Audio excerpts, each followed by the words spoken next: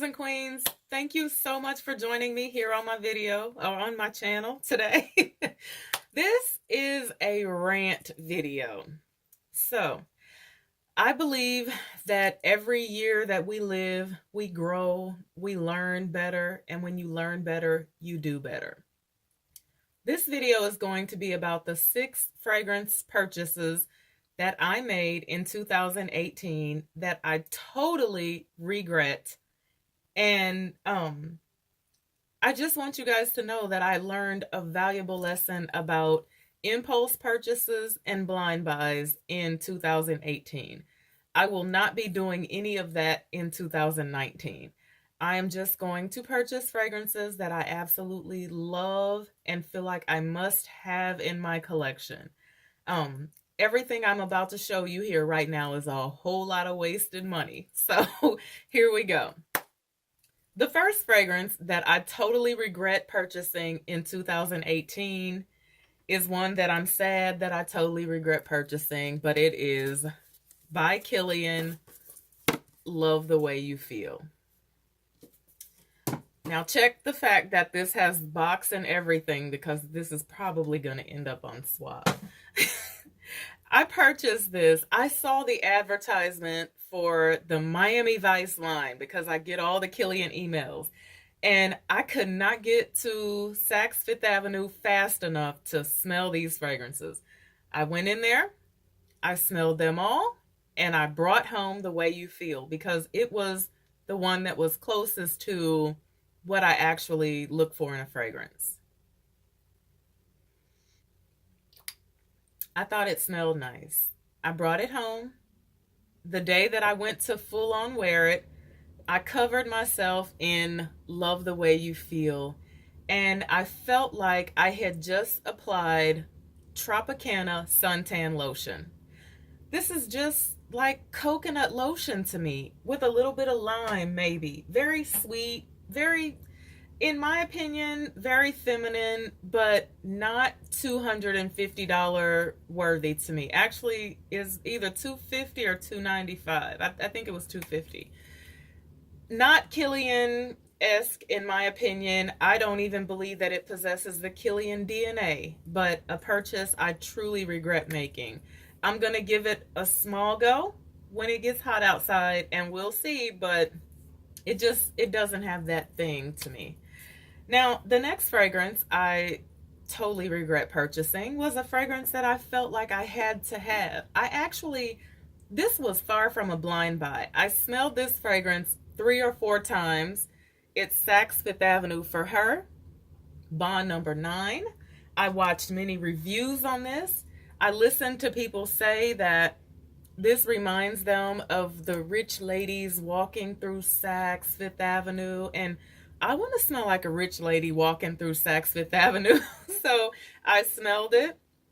I purchased. This goes very synthetic on my skin. Now, there is some gardenia. I believe there's tuberose in here. I also purchased the lotion to this, but I mean, this goes very synthetic on me. And I hate to say this, Bond 9 fans, please don't come for me. A lot of their fragrances have like some synthetic stuff in them that I really don't agree with. So I have 2 that I love from them, but this is not one of them. So Saks for Her, or Saks Fifth Avenue for Her, Bond number 9.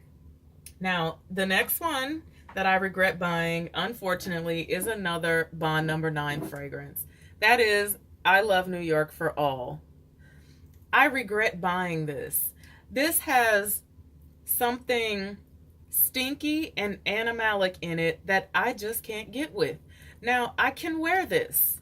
And the thing about it is I can wear it when I combine it with New Harlem or Alexandria Fragrances Cacao Dreams. That's the only way I can wear this. I cannot wear this by itself. I will probably keep it just for, collection purposes and just for the fact that I can mix it. But I don't really want to purchase fragrances that cannot be worn by themselves. I don't want to have to be responsible for mixing a fragrance every time I want to wear it. It just has like a funky thing in it that I just can't get with. So I love New York for All, Bond number 9. The next fragrance I regret purchasing in 2018 is, it used to be a favorite of mine. I wore this fragrance for many years. I went through 2 bottles of this. I could not find it in the store anywhere. I was scrolling through Amazon and I found it, and it is Gucci by Gucci for Her.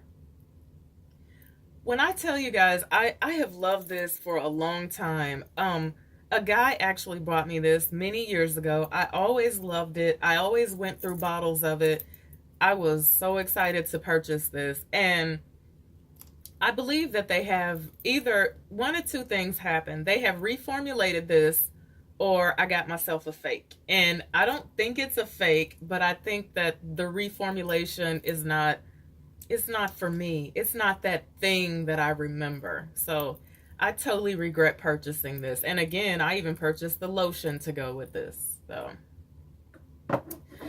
now the next fragrance that I regret buying in 2018 is a Vince Camuto fragrance, and it is Vince Camuto CO. Now, I think that the reason why I regret buying this and the reason why I don't like this is because my taste over the past year has changed drastically. And I was in Macy's one day and I was sniffing, and they had some new Vince Camuto. These had just came out, CO, and I think like 2 more. So this was the one I chose. And I got it home. I got this, and I actually got Armani C on that day. And this, just for me, is okay. It's kind of sweet. It's very girly, very feminine.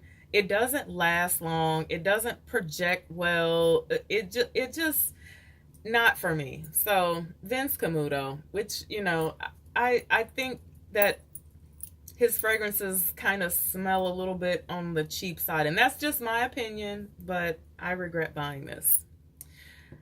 The next fragrance that I regret buying in 2018, the last fragrance that I regret buying, is Chloe Nomade. I was at Saks. She got to stay out of Saks, right? That's where half of these problems come in at. I was in Saks. I actually had exchanged something and I had money left over, and I was like, well, you know what? I'll get a fragrance. I'll find a fragrance. I couldn't find anything I wanted. They didn't have anything I didn't have or that I actually wanted. And the girl that was helping me, she said, well, have you smelled the new Chloe Nomade? I had not.